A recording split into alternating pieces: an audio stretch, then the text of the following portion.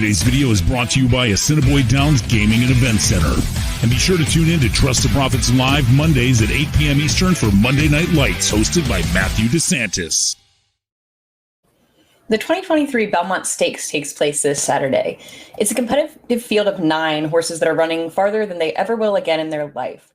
The mile and a half is a big question mark for a lot of them, and I'm here today to talk about the pedigrees of the field along with my personal thoughts and hopefully help you get a little bit of insight into this year's Belmont Stakes.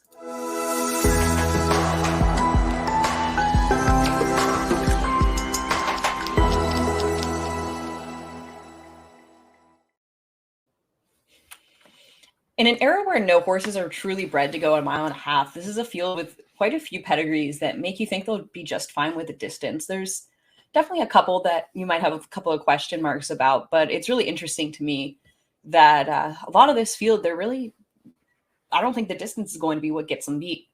This is certainly the year of Tapit's Belmont. I just finished doing a video for Trust the Profits that came out yesterday about Tapit and focusing a little bit on his success in the Belmont and his career as a whole. So you can definitely go check that out if you want. But Tapit has sired 4 of the last 8 Belmont winners at the mile and a half distance, and 2/3 of this field are either by Tapit or out of a Tapit mare. So his influence is certainly going to be felt here this weekend. Both of Tapit's grandsires won the Belmont Stakes, both AP Indy and Unbridled. And his second dam is the 3rd dam of Belmont Stakes winner Summer Bird. So clearly there's a lot of pedigree there with Tapit regarding the Belmont Stakes. And a lot of these horses have Tapit right there in their pedigree. So let's go ahead and take a look horse by horse. Tapit Shoes is going to be breaking from the rail. He's a half to Cyberknife by Tapit. And so you know that there's quality there, but the big question is just, is he ready for this class test? I know some savvy horse players who think he has a chance, and his last race is competitive when you look at Brisnet speed figures. I do think he'll be close to the pace, which doesn't hurt, and obviously his pedigree doesn't really suggest he has any distance limitations. If you like him in here, you'll certainly be rewarded, but to me, he kind of seems like one who might be more a horse to watch for the future. Tapit Trice will be breaking from post 2. And this is the horse who has been everybody's Belmont horse basically since March, maybe even February. As soon as this horse was on people's radar, you started hearing, well, okay, but what about the Belmont? He's by Tapit and out of a Dunkirk mare. Dunkirk was second in the Belmont himself. More distantly, this is the family of horses such as Mission Impassable, who was a decent horse and nice stakes winner. So there's quality here. Tapit Trice has already proven that he himself has quality. The big question mark with him is that I feel like his Derby was a little disappointing to a lot of people.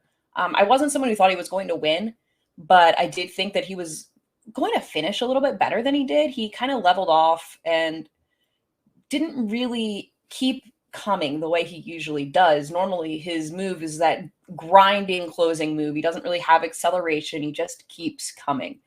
And he has that big long stride that takes him a while to get going, but when he gets going, he goes. So he's a horse that I want to try and take a stand against, but I feel like you can't leave him off. You know, I wouldn't be surprised, honestly, if he goes off favored over Forte with all of the chatter about Forte lately. But he's a horse that you absolutely think that the Belmont will be okay, even though, you know, if you look back into that 3rd generation, you do start getting to sprinters like Orientate and milers like Spinning World. But I think we all it's a pretty clear consensus that people think Tapit Trice is going to be able to get the distance.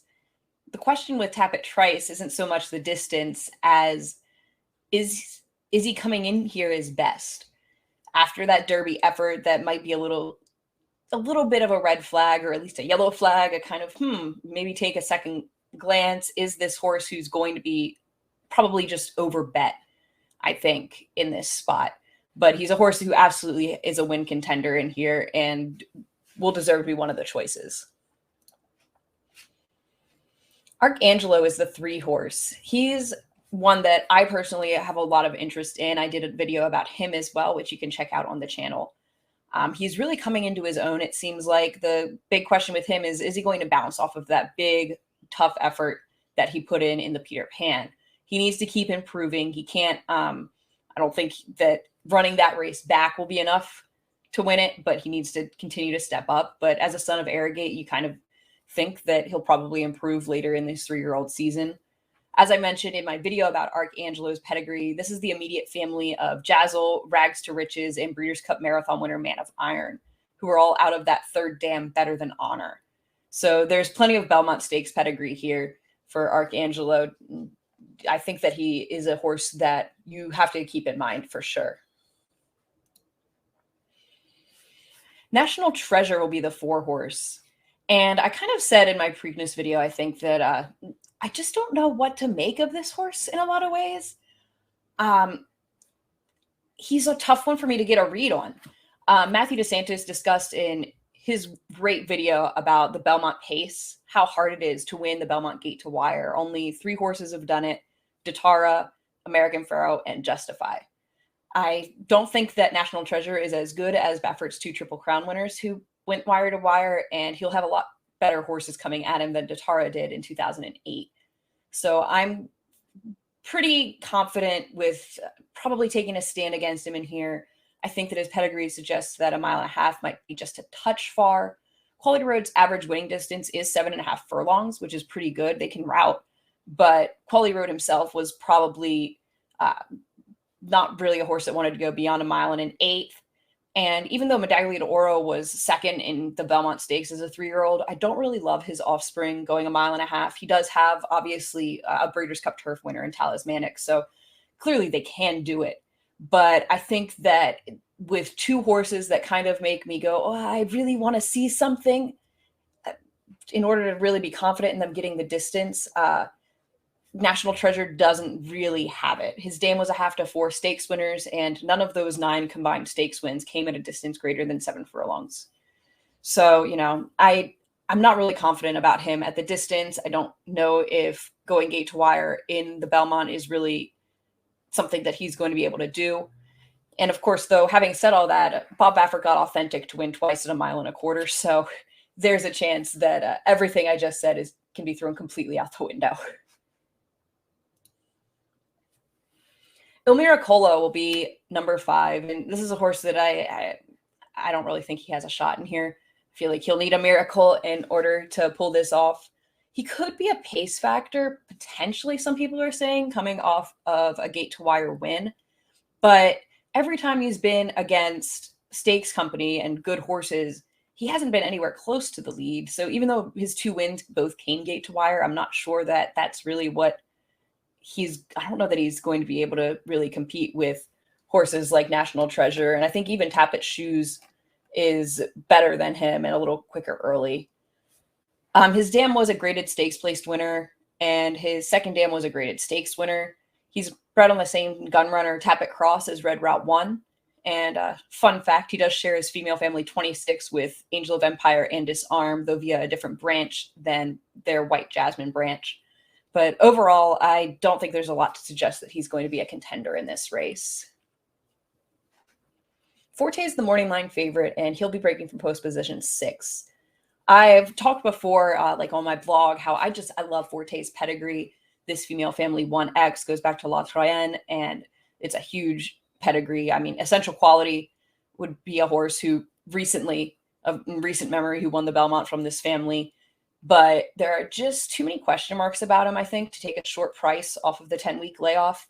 I think that Violence getting 1.5 miles is a little bit suspicious, and I'm just not sure that there's enough stamina on the bottom. Yeah, Blame can get a 10 furlong horse. Forestry has a Preakness winner. But overall, I just don't know if he'll be... I feel like he's a horse who will look really good coming out of the turn and then just flatten out a little bit late, and his class could pull him through to get second or third. But I don't think I like him for the win in here, even though I believe that he is the most talented horse in this crop. Hit Show is the 7. And this is a horse that I'm definitely interested in. I've definitely heard some buzz about as well, that other people think he has a chance to upset. I think that he should be in a really good position stalking in this race. He ran a really big race in the Derby, a better race than I personally thought he would. He was the only other horse other than Two Phils who was anywhere close to that pace and stuck around. And based on his pedigree, I don't think distance is going to be a problem. He's by Candy Ride and out of a Tapit mare who was a stakes winner at 9 furlongs. His second dam, Milwaukee Appeal, won the Woodbine Oaks and was second in the Alabama going 1.25 miles. So I don't think that the distance is a problem for him. I think that he's coming into his own and getting good at the right time. And he's a horse that you really would be, I'd be scared to leave off at 10-1 on the morning line. Angel of Empire is the 8, and this is another horse who I am just completely clueless on what to do with him in this spot. In general, I love his pedigree. I love that there is line breeding to 2 different branches of Family 4 here, both Classic Empire and Bernardini traced to Family 4M. And technically, he also has Family 4M via Boldnesian, the sire of Seattle Slew, twice on the bottom half of his pedigree. And then he also has To Honor and Serve and Carson City from Family 4R. The problem is, for me, is To Honor and Serve. I'm not sure that a son of a daughter of To Honor and Serve really wants to go that far. He didn't want to go anywhere past 9 furlongs, and Carson City also is more of a speed sprint influence on the bottom there. Classic Empire, of course, did win the Preakness, so there's some hope there that he might have a little bit more stamina, insert a little more stamina into it. But I don't know that I love his pedigree for 1.5 miles. He was coming late in the Derby, but that doesn't always necessarily mean that a horse wants more distance. I do think he could potentially be more tactical than he's been of late. He has races to go back to in that respect, and I think it's interesting that Brad Cox is putting blinkers on for this race. The flip side of the blinkers, though, is that one of the reasons you wouldn't be suspicious of Angel of Empire going 1.5 miles is that he's a classy horse who knows how to turn off and relax mentally during a race, and you don't know how blinkers are going to affect that. You have to trust that Brad Cox knows this horse and has seen him with the blinkers and thinks that they're going to help him. So, I wouldn't consider the blinkers a negative by any means, but it is just another unknown that you have to kind of take a gamble with. I definitely wouldn't don't let pedigree, don't let To Honor and Serve scare you off of him if you like him. But I don't think he's going to be one of my top picks in this race unless he looks exceptional on track the day of the race. I'll end up feeling dumb if he wins because obviously he can. But I think he's one that I'm just not convinced is going to be the horse in this race. And on the far outside is Red Route 1. He is bred on the same cross as Il Miracolo, being by Gunrunner and out of a Tapit mare. So I don't think that distance should be a problem based on his pedigree, but I do have some questions about him as an individual.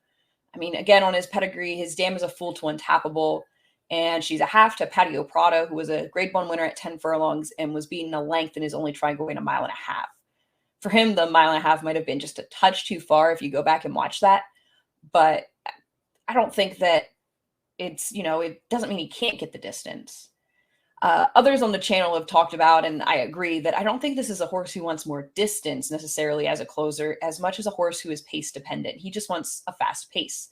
And honestly, you're more likely to get that in a shorter race. I think that 1.25 miles, yeah, sure, this horse, I wouldn't be worried about it going on to a race like the Traverse or something.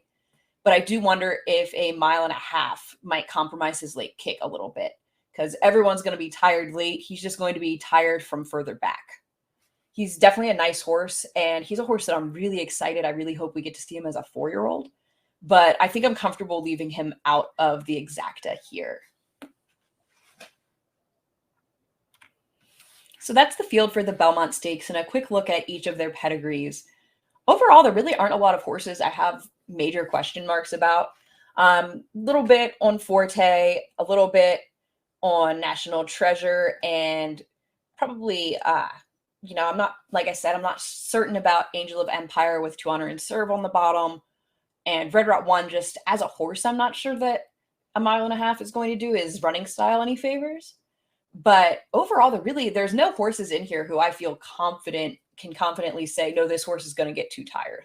This isn't a race like that. This is a race with horses who I think will really excel at the distance, like Tapit, Trice, and Archangelo.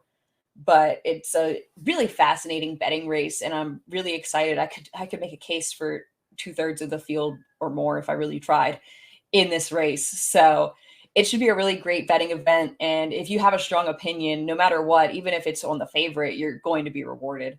So best of luck to everybody, and make sure you check out all the other great Belmont Stakes content we have here on Trust the Profits.